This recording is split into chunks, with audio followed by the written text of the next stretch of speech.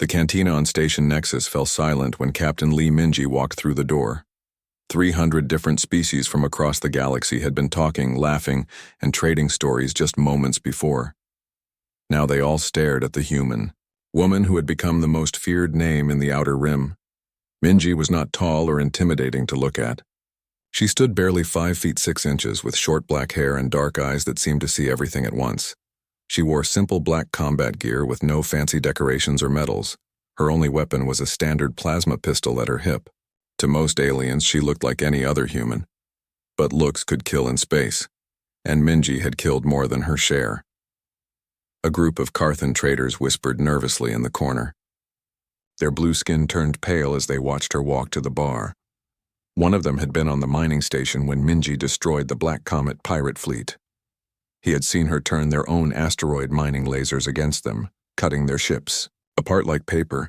The Volari diplomatic attaché at table 12 stopped eating his meal. His forearms trembled slightly as he remembered the reports from Kepler 7. Minji had taken down Governor Thrax and his entire corrupt administration using nothing but public records and a few well-placed explosives. The governor thought he was untouchable with his alien technology and political connections. He was wrong. At the far end of the bar, a group of mercenaries from different species tried to look casual. They all knew the stories. The human woman who could predict enemy movements 3 steps ahead. The tactical genius who turned every disadvantage into a weapon. The hunter who smiled that cold smile right before her targets realized they were already dead. Minji ordered a simple drink and waited. She knew they were all watching her. She knew they were all afraid. Good. Fear was a tool, and she had learned to use it well. The bartender, a nervous Falani with gray fur, served her drink, with shaking hands. "On the house, Captain," he said quickly, "for your service to the station." Minji nodded but said nothing. She had never actually worked for Station Nexus, but the bartender remembered when the Crimson Raiders tried to take over 6 months ago. Minji had been passing through and decided she did not like pirates threatening innocent traders. The Raiders had 17 ships and over 400 fighters. Minji had 1 small cargo vessel and Commander Park Do-hyun. It took her 3 days to destroy them all. She did not use superior firepower or advanced technology. The Galactic Council made sure humans could not get those things. Instead, she used what humans did best. She thought differently. While the Raiders celebrated their easy victory over the primitive humans, Minji studied their attack patterns, their communication frequencies, and their supply lines. On the first day, she hit their fuel depot using their own cargo containers as bombs. On the second day, she hacked their communication system and sent false orders that made half their fleet attack the other half. On the third day, she convinced them she had a massive fleet hiding behind the station's moon. The remaining raiders fled in panic, never knowing they had been defeated by 2 humans in a ship held together with spare parts and determination. The stories spread quickly through the galaxy. Humans were supposed to be weak. They were supposed to be simple. The Galactic Council called them a developing species and restricted their access to advanced weapons and starships. But Captain Lee Minji proved that human minds were the most dangerous weapons of all. A soft chime from her wrist communicator broke the silence. Minji looked at the message and her expression changed slightly. Those who knew her well would have recognized the subtle shift in her eyes, the way her lips curved just a fraction. It was the beginning of that famous smile. The message was from Ambassador Kim Soo-young on the Galactic Council homeworld. It was marked urgent and encrypted with the highest security codes. Minji read it twice, her tactical mind already beginning to process the information. Human colony in danger. Official channels blocked. Need immediate assistance. Payment guaranteed. Lives at stake. Minji finished her drink and stood up. The entire cantina watched her every movement. She walked to the communication booth in the corner and activated the privacy screen. Her fingers moved quickly over the control panel as she opened a secure channel to Commander Park Do-hyun. "Do-hyun," she said when his face appeared on the screen. "We have work." Park Do-hyun was 3 years older than Minji and had served with her in the Human Defense Force before they became independent contractors. His face was weathered from years in space, and his eyes held the same sharp intelligence that made their partnership so effective. "What kind of work?" he asked. "The kind that pays well and makes enemies," Minji replied. "Are you interested?" Do-hyun smiled. He had followed Minji through 17 major operations across 12 systems. They had faced impossible odds and won every time. "When do we leave?" "1 hour. Meet me at Docking Bay 7. The connection ended and Minji left the communication booth. She walked back through the cantina, and once again every conversation stopped. But this time she was not just the feared human captain passing through. This time she had a mission. As she reached the door, Minji allowed herself a small smile. It was the smile that had become legend across the galaxy. The smile that meant she had found a target. The smile that meant someone was about to learn why humans were the most dangerous species in known space. Behind her, the cantina remained silent for a full minute after she left. Then slowly, the whispers began again. But now they carried a new message that would spread from station to station, from world to world, faster than any ship could fly. Captain Lee Minji was hunting again, and somewhere in the galaxy, her prey did not even know they were already dead. Commander Park Do-hyun was waiting in Docking Bay 7 when Minji arrived. Their ship, the Iron Phoenix, looked like a piece of junk compared to the sleek alien vessels around it. But Minji and Do-hyun had modified every system on board. What looked like rust was actually advanced armor plating. What seemed like old engines could outrun most military interceptors. "So, what is the job?" Do-hyun asked as they boarded the ship. Minji handed him the encrypted data pad. "Human colony needs help. The Valerian Empire has them." Do-hyun read the information and whistled softly. "New Busan colony. I thought that was just a rumor." It was real. 2,000 colonists. Men, women, children. They found a world with rare minerals and decided to make it home.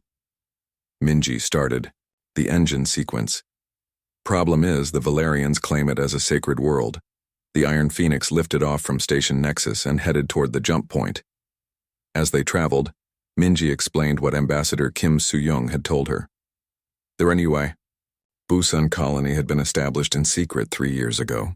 The colonists were mostly farmers and miners looking for a fresh start away from overcrowded Earth colonies. They found a beautiful world with clean air, fresh water, and rich mineral deposits. Everything seemed perfect until 6 months ago when Valerian ships arrived. General Choi Hyun-woo, commander of the 3rd Valerian Fleet, declared the world sacred to his people and ordered the humans to leave immediately. The colonists tried to negotiate. They offered to share the world or move to a different continent. General Choi refused. He said humans were too primitive to understand the spiritual importance of the world. Then his soldiers arrived. They were supposed to be relocated to a processing center. Minji continued.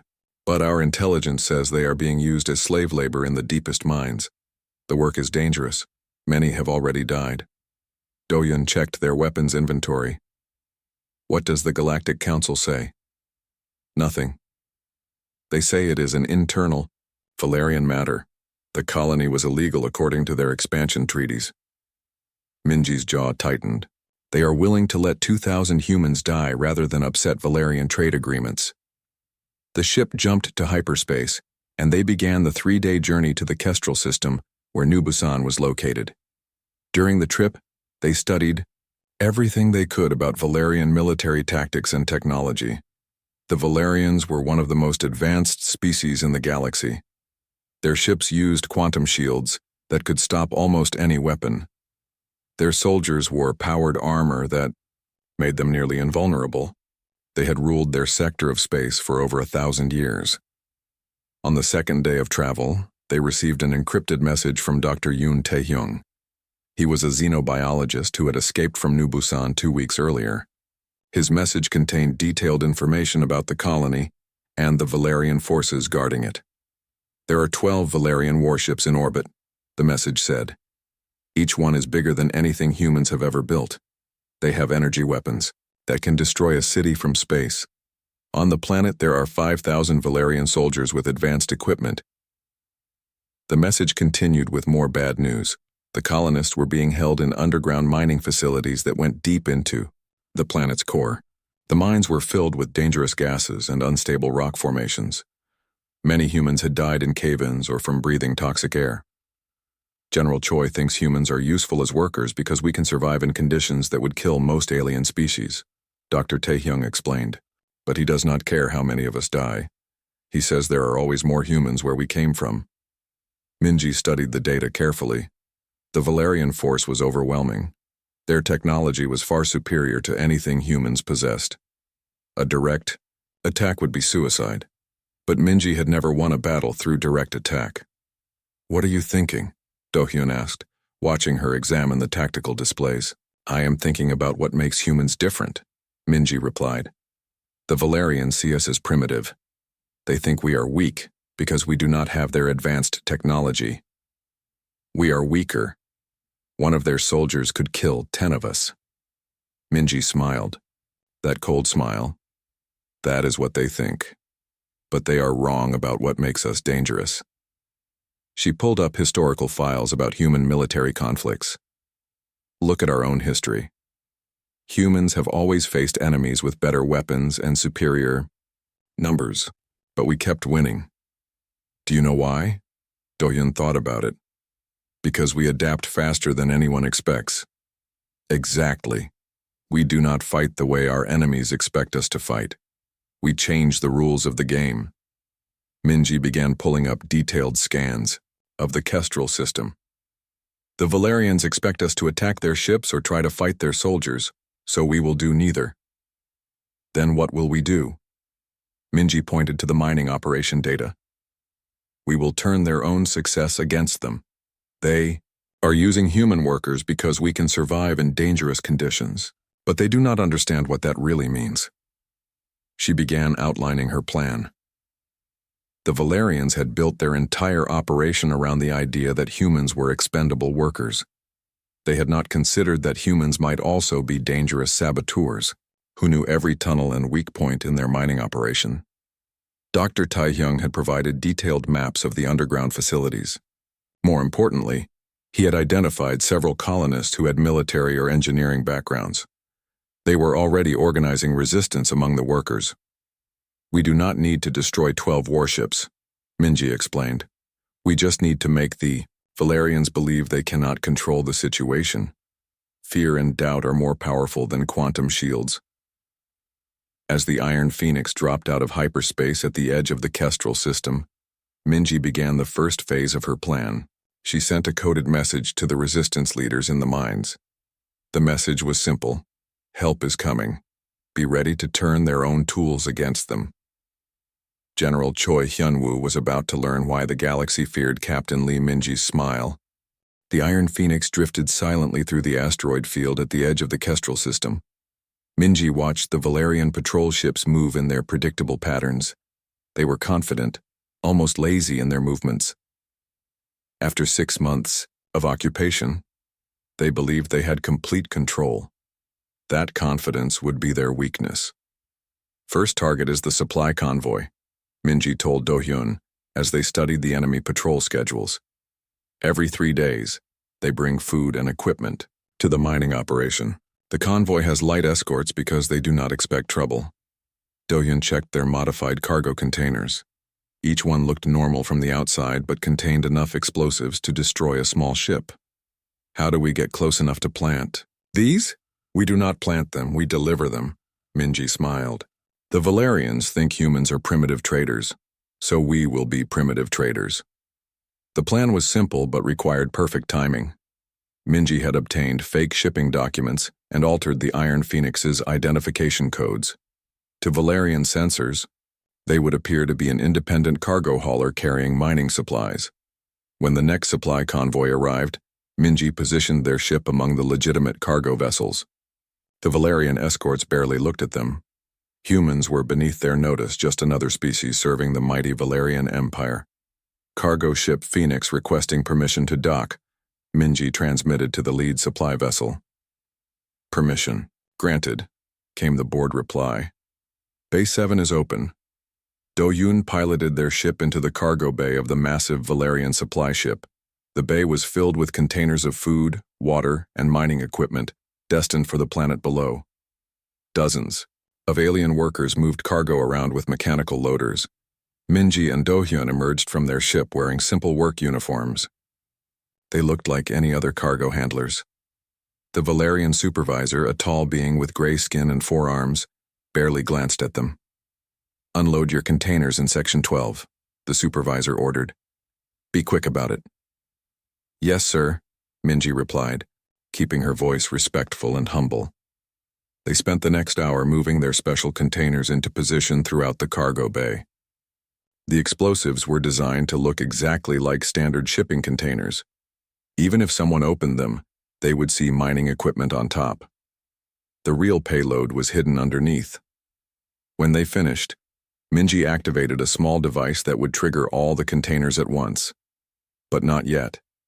The explosion would happen when the supply ship was halfway to the planet, making it look like an accident. The Iron Phoenix undocked and moved away from the convoy. Minji watched the supply ships head toward New Busan, right on schedule. 30 minutes later, brilliant flashes lit up space as the lead supply vessel exploded. The blast was so powerful it damaged 2 escort ships and destroyed another cargo hauler. "Accident in the supply convoy," Minji transmitted on an open frequency, making her voice sound shocked. "We saw the explosion from here. Do you need assistance?" The Valerian response was immediate and predictable. They ordered all non-military ships to leave the area while they investigated. The Iron Phoenix joined the exodus of frightened cargo, haulers fleeing the system, but Minji was not really leaving. She had prepared a hidden base in the asteroid field weeks earlier. The Iron Phoenix disappeared into a hollowed-out asteroid where Dr. Tae-hyung was waiting with supplies and intelligence updates. "The explosion worked perfectly," Dr. Tae-hyung reported. "The Valerians think it was an equipment malfunction. But, more importantly, the colonists saw the flash in the sky. They know someone is coming to help them." Phase 2 began immediately. While the Valerians investigated the supply ship explosion, Minji launched cyber attacks against their communication network. She had studied Valerian technology for years and knew their weaknesses. Valerian computers were incredibly advanced, but also incredibly complex. They relied on quantum processing systems that were impossible for most species to understand. But humans had a gift for finding simple solutions to complex problems. Minji did not try to hack their quantum computers directly. Instead, she targeted the simple relay stations that connected their network. By overloading these basic components, she could disrupt their entire communication system. Communication problems on levels 7 through 12, came the panicked reports from the mining operation. "We cannot contact the orbital fleet. Equipment failures in sectors 4 and 6. All automated systems are offline." General Choi Hyun-woo was growing frustrated. First, the supply convoy disaster. Now communication failures throughout his operation. He ordered his technical teams to find the source of the problems, but they found nothing wrong. The equipment would work for a few hours, then fail again for no apparent reason. What the general did not know was that the human workers in the mines were helping Minji. They had received her coded messages and were following her instructions perfectly. A loose wire here, a damaged circuit there, small acts of sabotage that looked like normal equipment wear. By the end of the first week, the Valerian operation was in chaos. Supply deliveries were delayed. Communications were unreliable. Equipment broke down faster than it could be repaired. The soldiers were nervous and the workers were becoming bold. "There are reports of human workers refusing orders," General Choi's aide reported. "Some have stopped working entirely. Others are demanding better food and safer working conditions." "Discipline them," the general ordered. But disciplining 2,000 humans was not as easy as expected. When Valerian soldiers arrested one group of workers, another group would have an accident that shut down an entire mining section. When they tried to separate the troublemakers, the remaining workers would slow down their production. The humans were not fighting the Valerians directly. They were using passive resistance, work slowdowns, and creative sabotage. It was a type of warfare the Valerians had never encountered before. "They are like water." one frustrated Valerian officer reported. When we try to grab them, they slip through our fingers. When we ignore them, they flood everything we are trying to do. Minji monitored all of this from her hidden base. Every disruption, every delay, every small victory by the human workers was part of her larger plan. She was not trying to destroy the Valerian force quickly. She was trying to make them afraid. Fear was a weapon humans understood better than most species. Humans had lived with fear for thousands of years. They knew how it could paralyze enemies or drive them to make mistakes. Phase 3 begins tomorrow, Minji told Do-hyun as they prepared for the next stage of the operation. Time to make them think they are fighting ghosts. The Valerians were about to discover that humans were not just good workers. They were also very good at making their enemies wonder what would go wrong next. General Choi Hyun-woo stood in his command center aboard the flagship Eternal Glory, staring at reports that made no sense. In 3 weeks, his perfect military operation had become a nightmare of failures and mysterious accidents. Sir, we have lost contact with Mining Station 7, his communications officer reported. The last transmission was a distress call about cave-ins blocking all exit tunnels. How many humans were in that section? 300, sir. But our sensors show they are still alive. They seem to be digging alternate escape routes. The general's 4 eyes narrowed. 300 humans trapped underground should have panicked and died within hours. Instead, they were calmly engineering their own rescue using mining equipment. It was the 5th impossible survival story this week. Another officer approached with more bad news. The Quantum 7 mining platform has stopped production. The humans claim the safety systems are malfunctioning. Are they? Our engineers cannot find any problems, sir. The systems test perfectly, but every time we order the humans back to work, new alarms start going off. General Choi was beginning to understand that he was not fighting a normal rebellion. The humans were not attacking his soldiers or trying to escape. They were simply making it impossible for his operation to function normally. What he did not know was that Captain Lee Minji was orchestrating every failure from her hidden base. She had turned the entire mining complex into a weapon against itself. Status report, Minji said as Dr. Tae-hyung updated her on conditions inside the mines. The resistance leaders have organized work teams in every section. They are following your sabotage manual perfectly. Small problems that look like accidents but add up to major delays. Minji nodded. She had written the manual based on human military history. Every successful resistance movement had used the same tactics. Make the occupation so expensive and frustrating that the enemy would give up. What about morale? The colonists know someone is fighting for them. Every system failure, every delay makes them stronger. They are starting to believe they can actually win this. Meanwhile, in space above New Busan, Commander Park Do-hyun was executing the most dangerous part of Minji's plan. Using a captured Valerian shuttle, he was making hit-and-run attacks on isolated patrol ships. The attacks followed a pattern designed to confuse and terrify the enemy.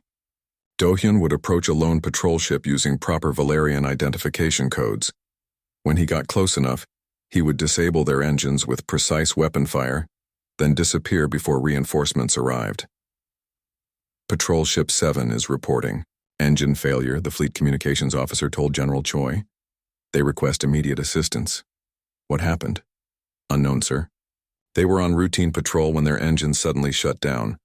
No enemy contacts detected. It was the same story every time.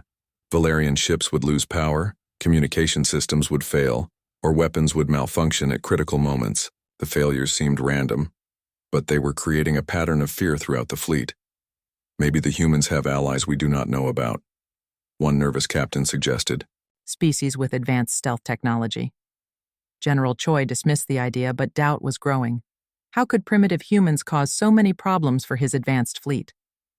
The answer came when his intelligence officers finally identified the source of their troubles. Sir, we have confirmed the identity of the terrorist leader, his aide reported. Captain Lee Minji, a human bounty hunter wanted by several planetary governments. General Choi pulled up Minji's file on his command display. The list of her accomplishments was impressive and terrifying. She had destroyed pirate fleets, toppled corrupt governments, and won battles against impossible odds. She is just one human, the general said, but his voice lacked confidence. Yes, sir, but look at her tactical record. She specializes in asymmetric warfare and psychological operations. She has never lost a campaign. The general studied the file more carefully. Every one of Minji's victories had followed the same pattern. She would identify her enemy's strengths and turn them into weaknesses. She would make them afraid of shadows and suspicious of their own success. Double all patrols, he ordered. Triple security around the mining operation. I want every human worker monitored constantly. But increased security only made things worse. The more soldiers General Choi deployed, the more targets Minji had for her psychological warfare.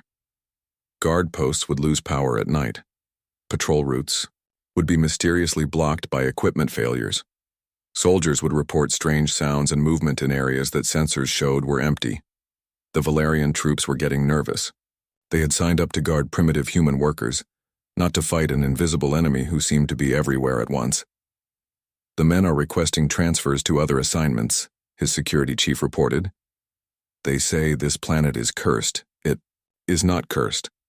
It is one human female with a small ship. Yes, sir. But she is making our soldiers believe in ghosts. That night, Minji executed the most audacious part of her plan. Using intelligence provided by the human workers, she infiltrated the main mining complex on foot. Her target was not the humans or the guards. She wanted General Choi's personal command post. The infiltration took 6 hours of careful movement through maintenance tunnels and ventilation shafts. The human workers had provided detailed maps and disabled security sensors along her route. When she reached the command center, she planted a small device and left without being detected. The device was not a bomb. It was something far more dangerous. To Valerian pride. A simple recording transmitter that would broadcast everything said in the command center to the entire Valerian fleet. The next morning, General Choi received the most devastating news yet. A full battle fleet was approaching. The system. Not human ships, but vessels from 6 different alien species that had been watching the situation develop. They say they are conducting a humanitarian inspection, his communications officer reported. The Galactic Council has ordered them to verify the treatment of human civilians. General Choi realized he was trapped. If the inspection fleet found evidence of human mistreatment, the political consequences would destroy his career. But if he released the human workers, he would look weak to his own people.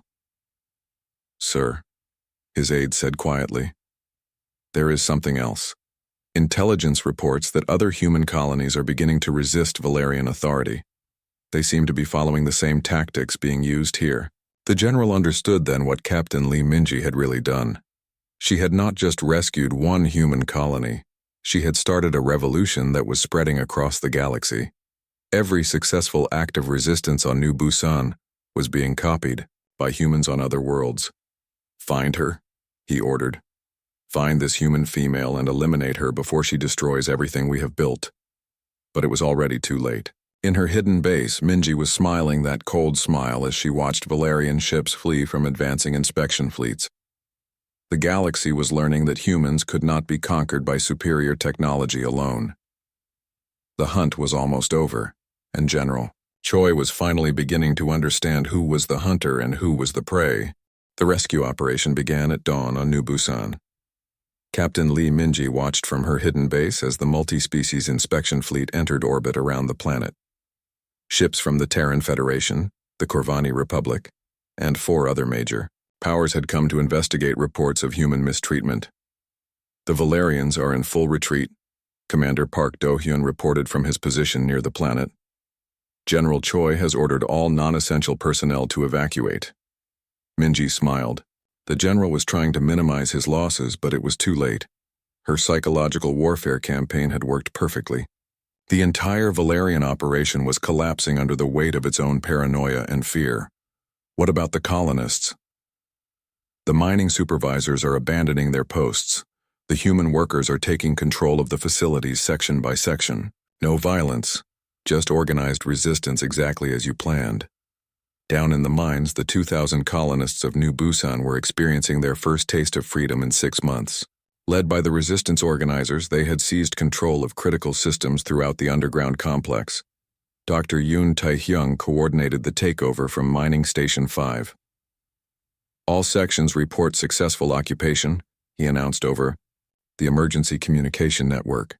The Valerians are evacuating without a fight. The colonists cheered, but their celebration was interrupted by an urgent message from orbit. General Choi Hyun-woo was making one last desperate attempt to salvage his mission. "Attention, human terrorists," his voice echoed through the mining complex. "You have 1 hour to surrender yourselves to Valerian authority. If you refuse, I will destroy the entire mining operation from orbit." It was a bluff, and everyone knew it. The inspection fleet would not allow orbital bombardment of civilian targets, but General Choi was hoping the threat would force the humans to negotiate. He was wrong. "This is Captain Lee Minji of the Terran Federation," came the reply on all frequencies. The voice was calm, confident, and absolutely deadly. "General Choi, you have 30 minutes to withdraw all Valerian forces from New Busan. If you refuse, I will demonstrate why the galaxy fears human creativity." General Choi traced the transmission to its source and nearly fell from his command chair. The signal was coming from his own flagship, the Eternal Glory. Somehow, the human captain was broadcasting from inside his most secure vessel. "Security, teams to the command deck," he ordered. "Find the intruder." But there was no intruder. Minji was still in her hidden base in the asteroid field.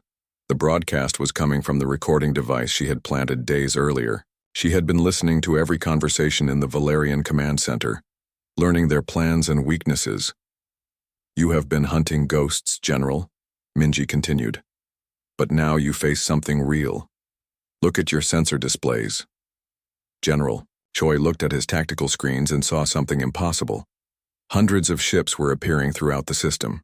Human vessels, but also ships from dozens of other species. They seemed to materialize from nowhere, surrounding the Valerian fleet. "This is not possible," he whispered. "It is very possible," Minji replied. "You see, while you were focused on fighting 2,000 miners, I was building something much bigger. A coalition of every species that has suffered under Valerian expansion."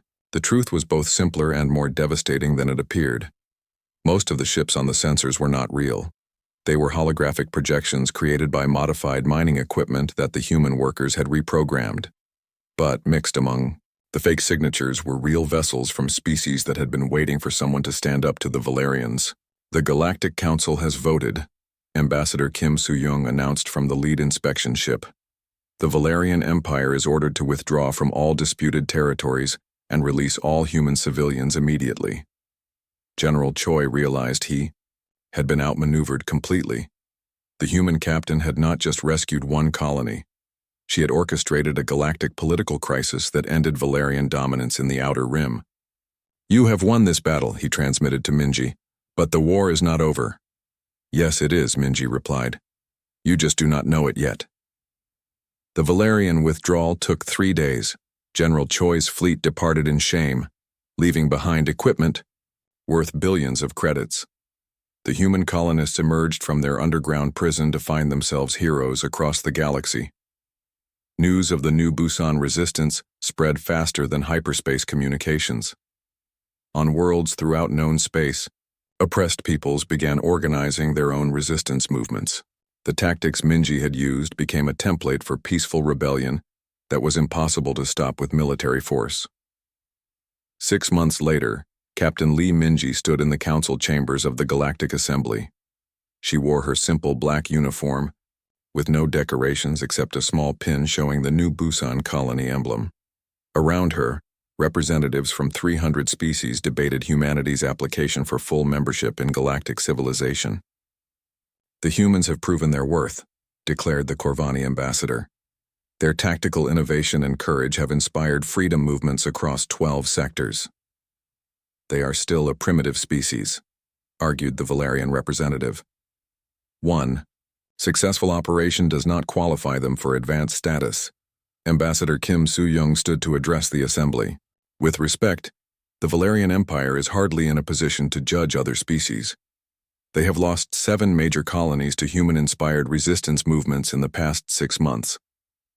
The debate continued for hours, but the outcome was never in doubt. When the vote was taken, humanity was accepted as a full member of the Galactic Council by an overwhelming margin. After the ceremony, Minji met with Ambassador Kim in a private chamber overlooking the capital city of the Council world. "You did it," the ambassador said. "Humanity finally has the respect we deserved." "We always had it," Minji replied. "We just had to make them admit it." Kim handed her a data pad containing new intelligence reports. "Speaking of making them admit things, we have received requests from 17 different worlds. They all want our help with their own problems." Minji looked at the reports and smiled that famous cold smile. Each request represented a new challenge, a new enemy who thought humans were too primitive to be a threat. "Shall I tell them you are interested?" Kim asked. "Tell them Captain Lee Minji is hunting again," she replied, "and tell them that this time I am not hunting alone." The next day, Minji returned to the Iron Phoenix where Commander Park Do-hyun was waiting with new crew members. Dr. Yoon Tae-hyung had volunteered for permanent duty, along with 12 other specialists from the New Busan colony. "Where to next, Captain?" Do-hyun asked as they prepared for departure. Minji looked at the star charts showing the locations of their new missions. 17 worlds where humans were being oppressed or threatened. 17 chances to prove that human ingenuity was the most dangerous force in the galaxy. "Everywhere," she said. "We have a lot of work to do." The Iron Phoenix left the Council world and jumped to hyperspace, carrying the most feared crew in known space toward their next target. Behind them, the galaxy had learned a new lesson about humanity. They had learned to fear the smile of Captain Lee Minji because it meant she had found a reason to kill again. But more importantly, they had learned to respect the species that could turn any disadvantage into victory. The hunt would never end, and the galaxy was better for it.